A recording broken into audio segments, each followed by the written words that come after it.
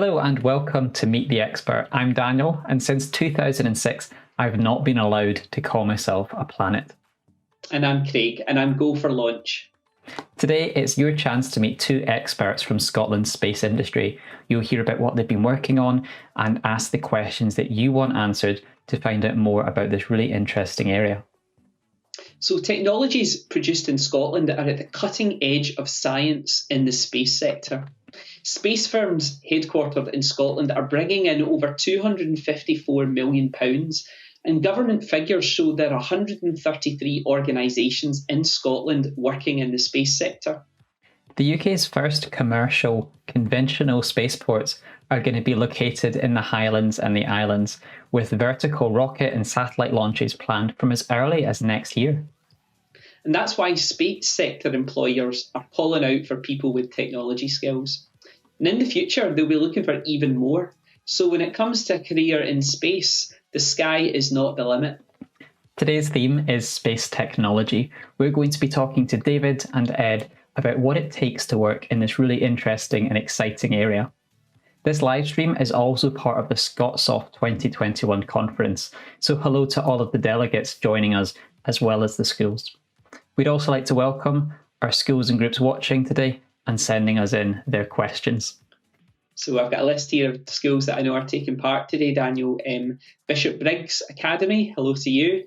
Carrick Academy, Douglas Ewart High School, several schools in Dumfries and Galloway, Granton Grammar School, Jedburgh Grammar Campus, and Lockerbie Academy. Hello to all of you joining today. I can see there's a few more of you joining as well, so hello to Moffat Academy, St Joseph's College, St Paul's Roman Catholic Academy in Dundee, Stirling Council, there's a few of your schools joining, so hello to all of you, Tobermory High School, and also West Lothian College. Daniel, we've also got some international viewers joining us today, so hello to you joining from Indonesia and from Ireland, hello to Dublin, the United States and Australia. So yes, Daniel, right across the world people are taking part today. You can send in your questions by going to this address down at the bottom of the screen or scanning this QR code. That will be how you can ask the questions to our experts today. We've already had a lot come in already, but you can send questions all the way through the session, so keep them coming. Teachers and adults, you can tweet us using the @digitalworld username on Twitter. But let's get started. Let's welcome our first guest.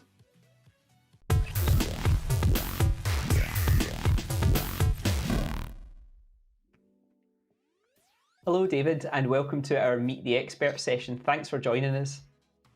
Oh, good morning. It's a great pleasure to be here. I guess I should say good afternoon, but I was going to say, where are you joining from today? I'm at my office at Rice University in Houston, Texas. Brilliant. So let's introduce yourself then. So what is your job? What is it you do?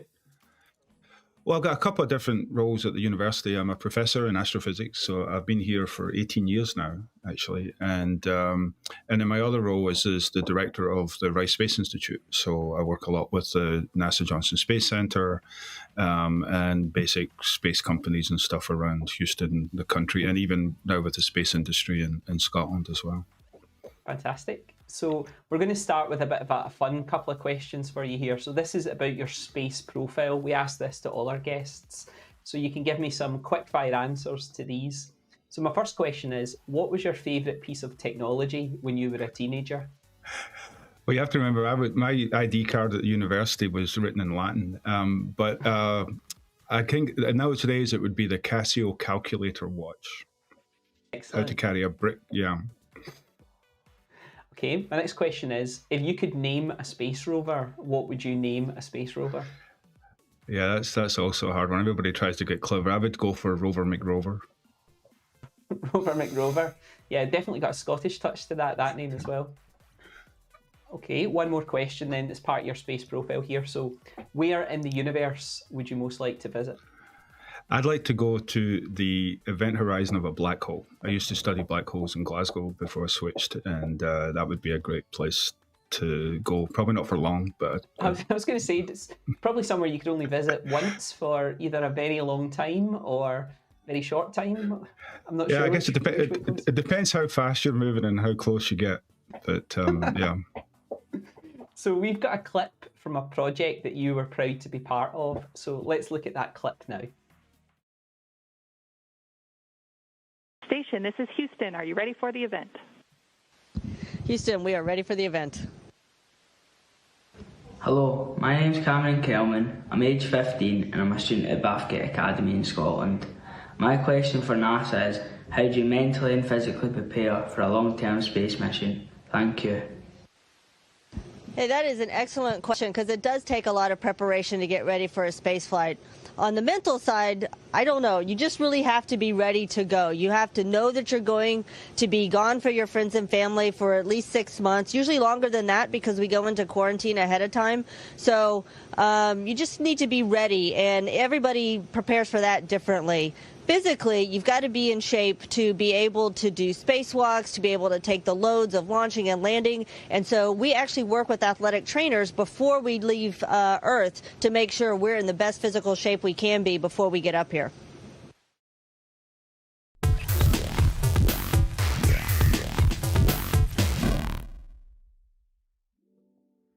Brilliant. So tell us a bit about that project then, David, and your involvement in it.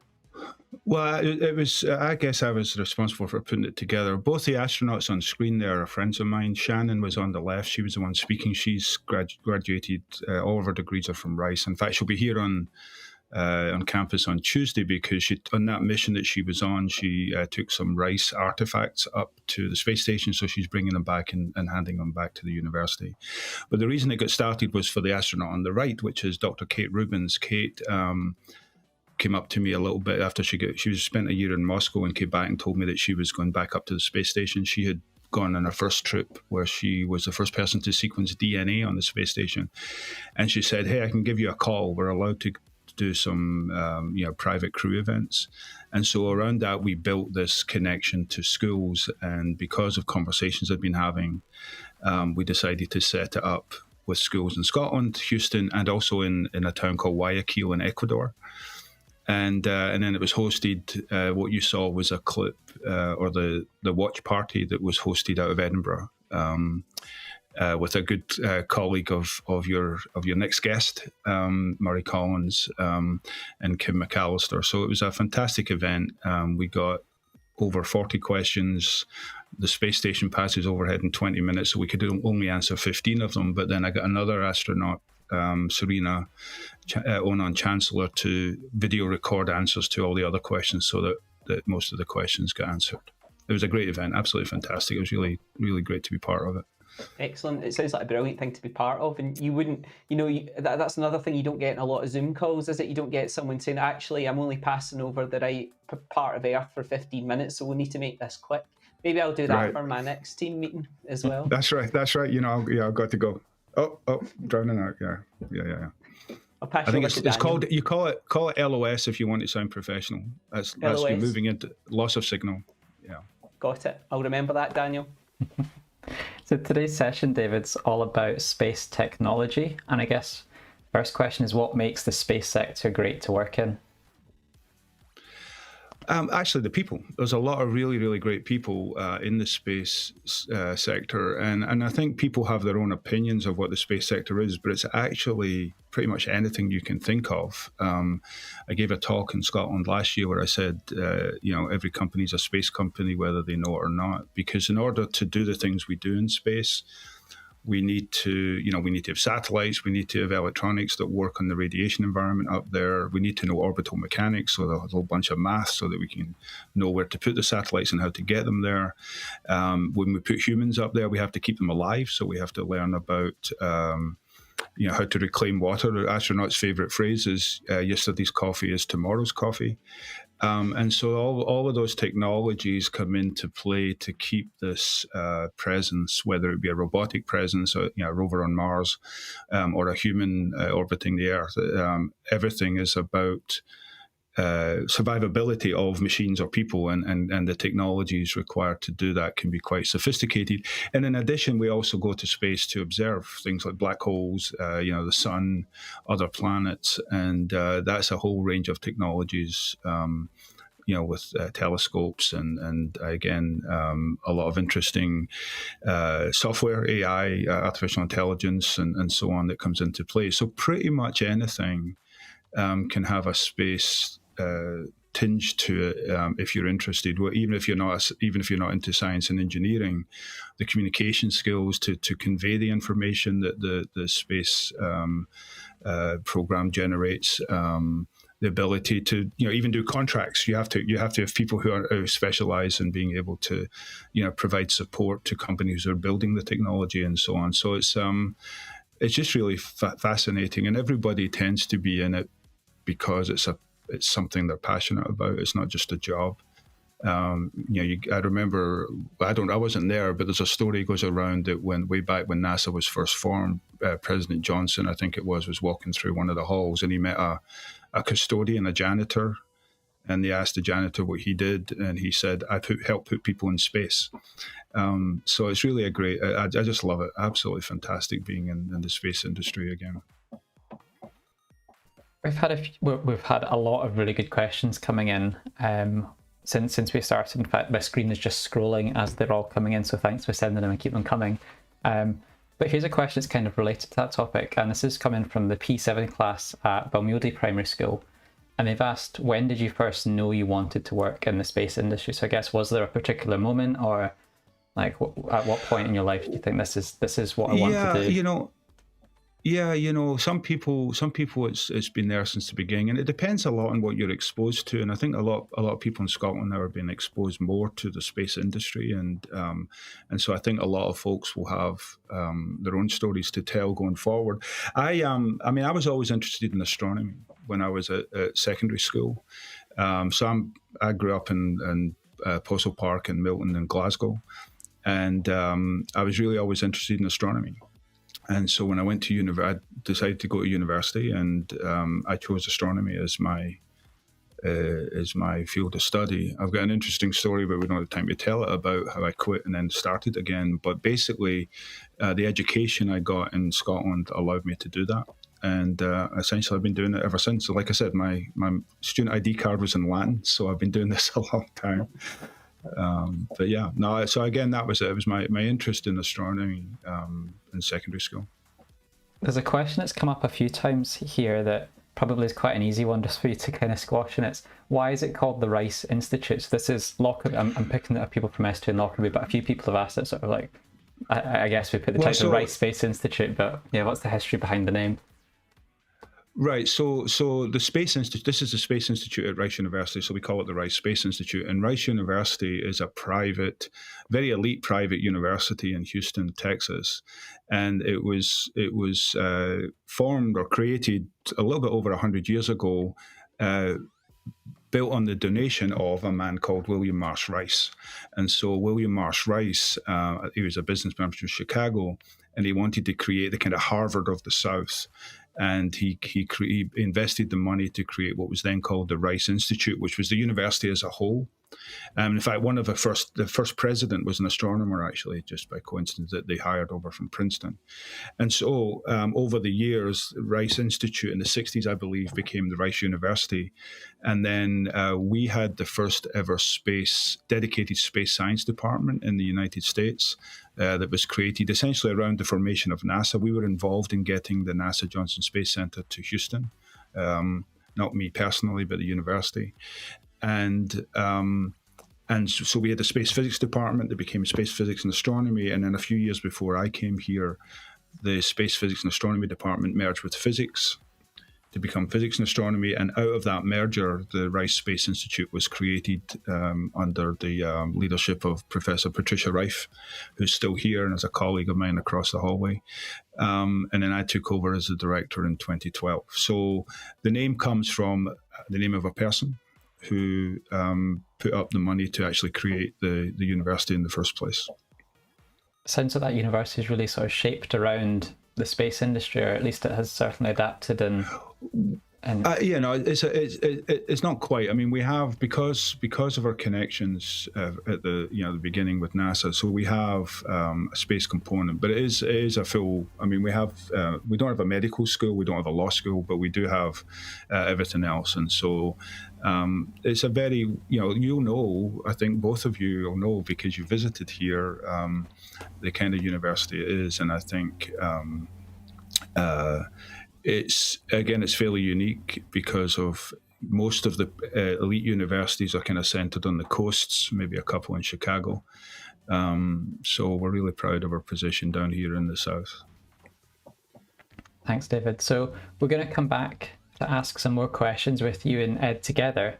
So keep sending questions in if you've got questions for David. But for now, I think we'll introduce our next guest, who's Professor Edward Mitchard.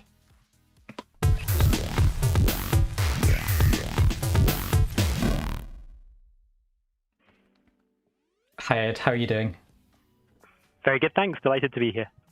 So before we kind of get started, just to introduce everyone who's watching to you, what's your job? What do you do? How would you describe that to people? Sure, I'm the Chief Technology Officer of a company based in Edinburgh called Space Intelligence, which I founded with a friend back in 2017. So we're 12 people based mostly in Edinburgh, and we use satellite technology to map how the land surface is changing, looking at things like deforestation. Excellent. So you heard us just asking David some questions for our space profile. So again, this is something that we ask all of our guests. You've maybe had a bit of a head start to think about these questions. So let's ask you them as well. So what was your what was your favorite piece of technology when you were a teenager? Before I was a teenager, I loved Lego as a little kid, just loved spent hours building things. As a teenager, I had a model plane that I enjoyed trying to build. I'm not sure I ever got it flying very well, but yeah, liked tinkering with things. And if you could name a satellite or something, what do you think you would call it? Okay, I have a real plan for this. I'd like to make a satellite called FireSat that looks for little fires we have in the tropics, which are very hard to see with our current satellites, mostly orbit around the poles, so they don't see the tropics that often. I'd love to have a satellite that orbited around the tropics, looking in infrared to look for hot things and finding where the fires are. It's a great idea. And if you could visit anywhere in the universe, where would you like to go? I'd love to go to Saturn, maybe to Enceladus, one of its moons that has liquid water. So it'd be fascinating to be in a submarine there and see if there's life. And wouldn't it be cool to see Saturn and its rings from a moon goes around them? Yeah, that'd be great. I think that would be a lot of people's answers. I think I'd probably choose a moon as well to get that different, closer perspective. So we've got a clip of what it is, one of the things that your company does. So let's take a look at that.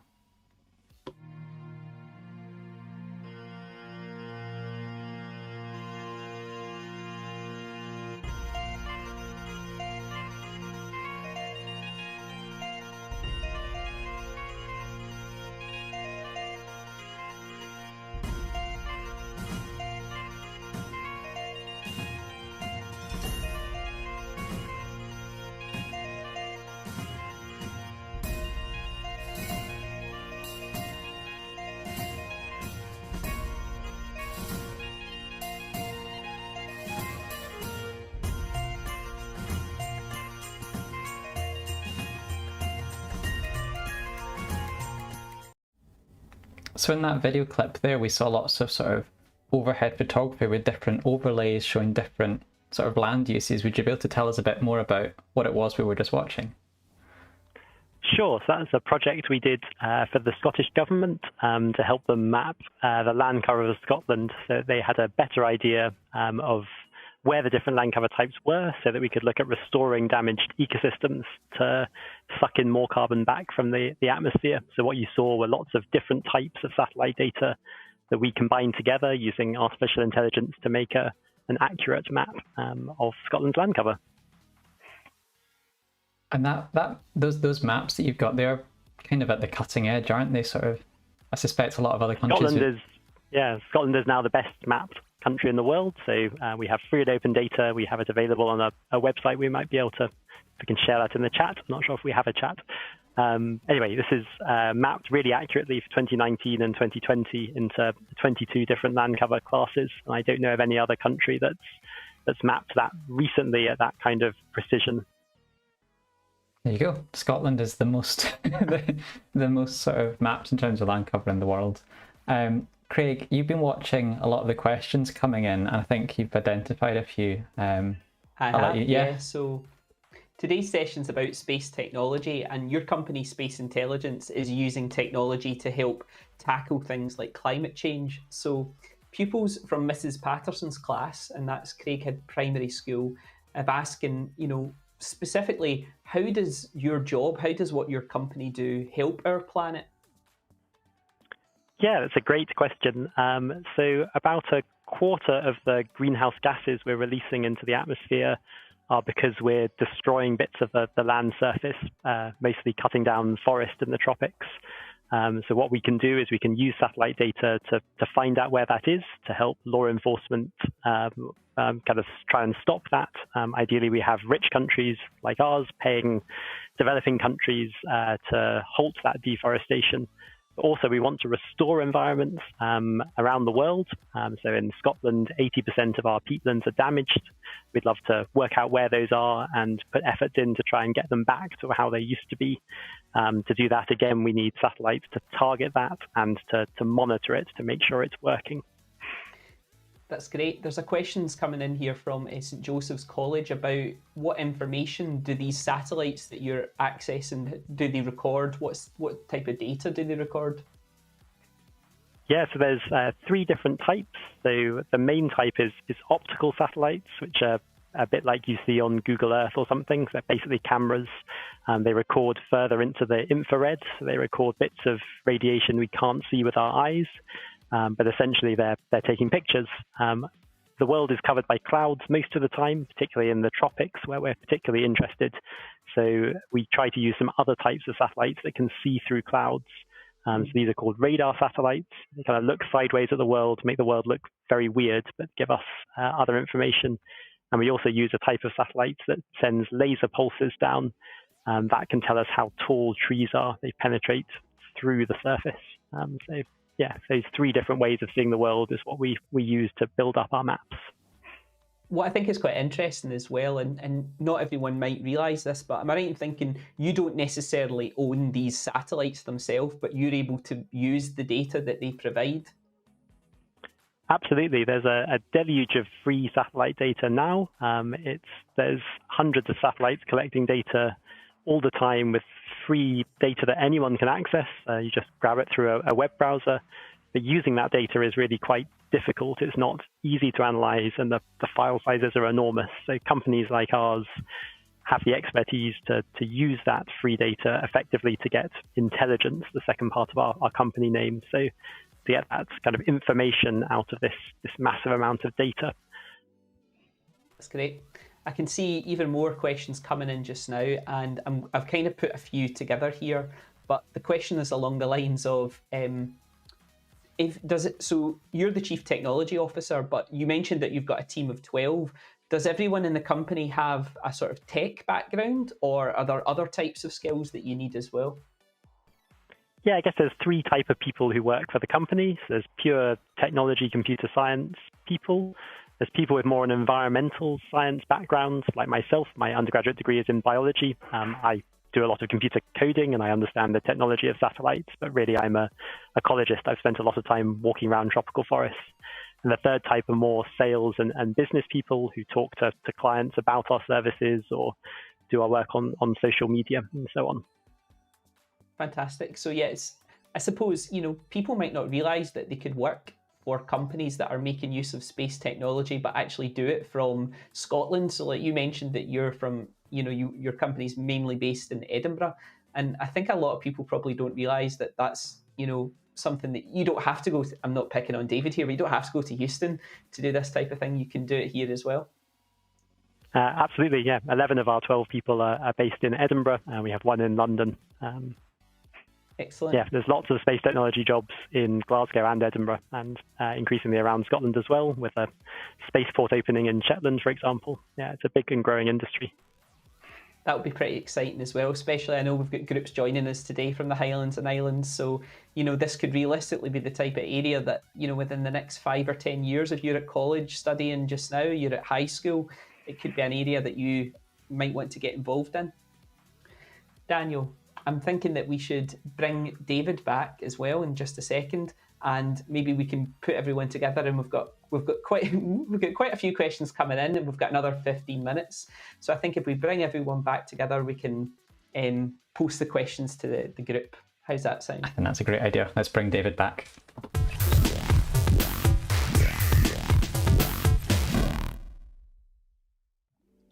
Welcome back, David. So these questions that we're going to pick now, we'll try and treat them more as sort of quick fire questions, and we'll just kind of go through and have a bit of a discussion about them. So let's maybe ask you this question, David, first. So this is one that's coming from George at Moffat Academy. And George has asked, what course or courses did you do to kind of get to the current job that you're in? So what was your kind of route? Did you go from school to university, or what was the kind of the path you took, David?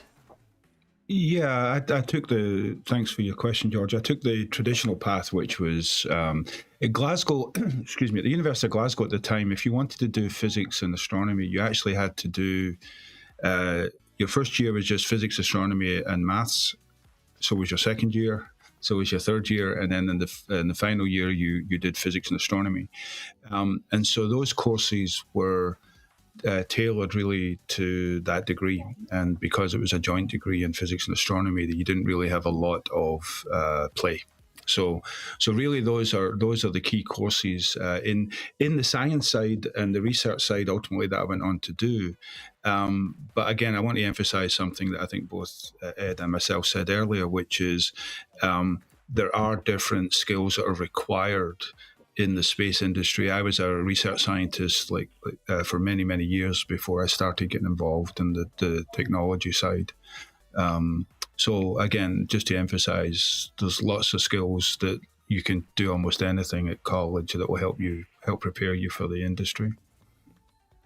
Thanks, David. How about you, Ed? What was your kind of your route? Yeah, again, fairly traditional. So I studied biology at the University of Oxford, where I'm from, and then went to do a PhD straight away at the University of Edinburgh. Though I spent quite a lot of time outside Edinburgh. I spent 6 months at NASA Jet Propulsion Laboratory in Los Angeles. One of my supervisors was there.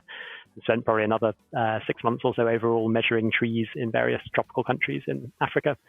And then I went on to a job at the university, and I'm still a professor at the University of Edinburgh as well. So I'm still there within that ecosystem. But within our company, we have people from all kinds of different backgrounds. So we have some who studied kind of computing and physics at university and then come into a job with us.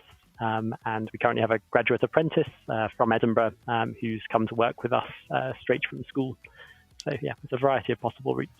I love that you said I took quite a traditional route, and then you said I studied biology, and then I went to Jet Propulsion Lab, and then I went to the tropics to measure trees.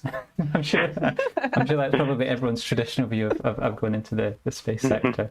And I think that probably answers Charlie's question from Jedburgh as well, like what universities did you go to? So hopefully that answered those questions as well. Another question about your skills. So a lot of the people who will be watching today are currently developing their digital skills, technology skills. They're studying these types of subjects. If you could learn any other digital skill or technology skill, what would you want to learn? And let's go for Ed first this time. Actually, I'm not that old, but I feel very fossilized already in terms of technology. Like I learned to use IDL, which is a commercial programming language, during my PhD, and most of my team at Space Intelligence, we code in Python and JavaScript mostly, and I can speak that a bit, but it's not my native language, if you like. And of course, I spend most of my time doing kind of management and looking at graphs rather than actually coding. So I already feel out of date, and I'm only 35, and that's a bit worrying as to what's going to happen. So I would love to spend 6 months getting properly back into the coding again. I'm not quite sure when I'm going to find the time for that. Thank you very much. And David, what about you? Yeah, my coding goes back. I did IDL for a lot of our missions. Data analysis was run on the same software, although I go way back to Fortran. But I think what I'm seeing at the moment, and what I'd like to kind of learn more about, we're actually trying to do some projects on this, is artificial intelligence and machine learning. So those are two kind of different approaches, but NASA is ramping up on how to use. If we're going to go to the moon and ultimately to Mars, we're going to need a little bit more of machine autonomy. So in other words, we're not going to be able to control every minute from the ground because of time delays and so on. So that means that there's a lot of work going on in artificial intelligence and how to interpret data and act on it. And so I think I'd like to be able to be conversant. I don't think I'll ever be a producer of AI software or anything, but I'd like to at least be conversant with some of the things it can do and the challenges of it. Brilliant. So yeah, there's your recommendations for homework if you're watching as well. Get to grips with your Python and JavaScript skills and try out some artificial intelligence and machine learning as well. So these are the skills to be having. Can I add something there, Craig? Yeah, sorry. Go for it. Yeah, computer skills and coding and things are fantastic. I would say the most important subject at school probably is maths, if you really want to get into space technology, as that underpins everything we do, really, is keeping up maths through the years is really important, whatever you want to do in space science. Brilliant. Thank you.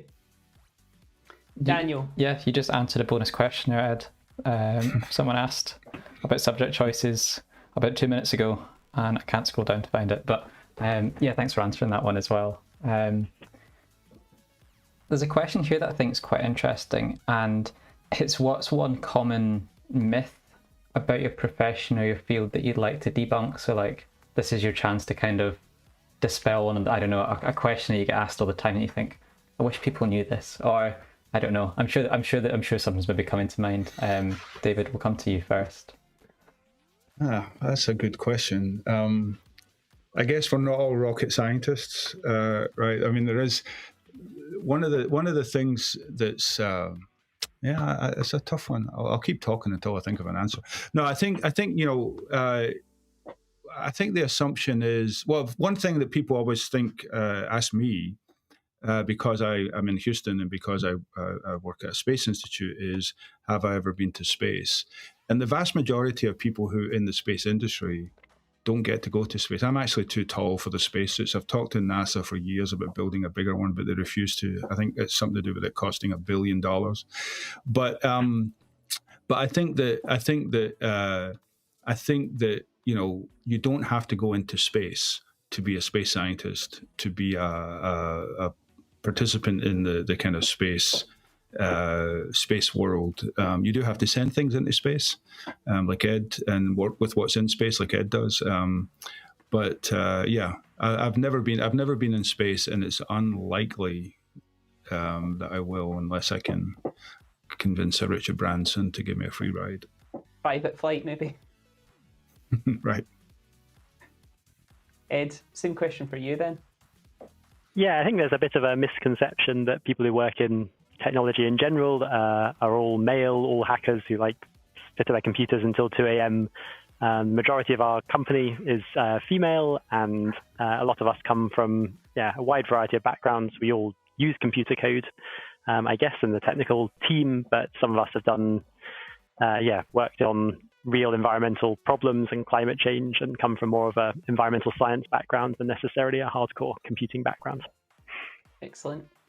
So I've got a question here, and I think this might be our last one. It's from Dan from Moffat, Moffat Academy, and he's talking about, it might be, is it difficult to get into working in this area?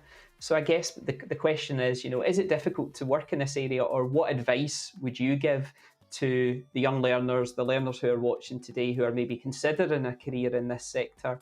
Like, what advice would you give them? So let's start with either one of you who wants to go first.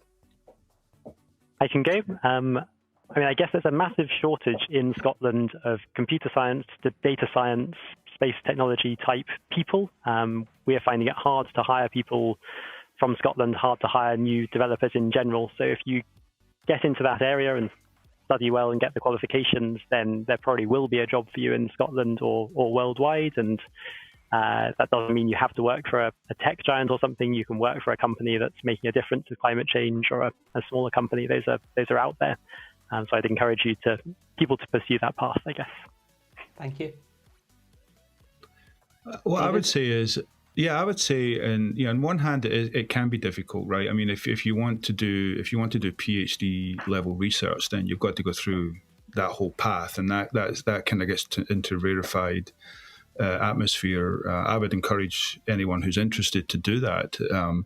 But in the other sense, it is quite easy, and the key thing is like I said earlier, there's many different aspects to being part of the space industry. And, the Apollo astronauts talk about how there was, I mean, literally, I think 12 people who walked on the moon. I'll probably get dinged for getting my numbers wrong. I'm trying to remember exactly.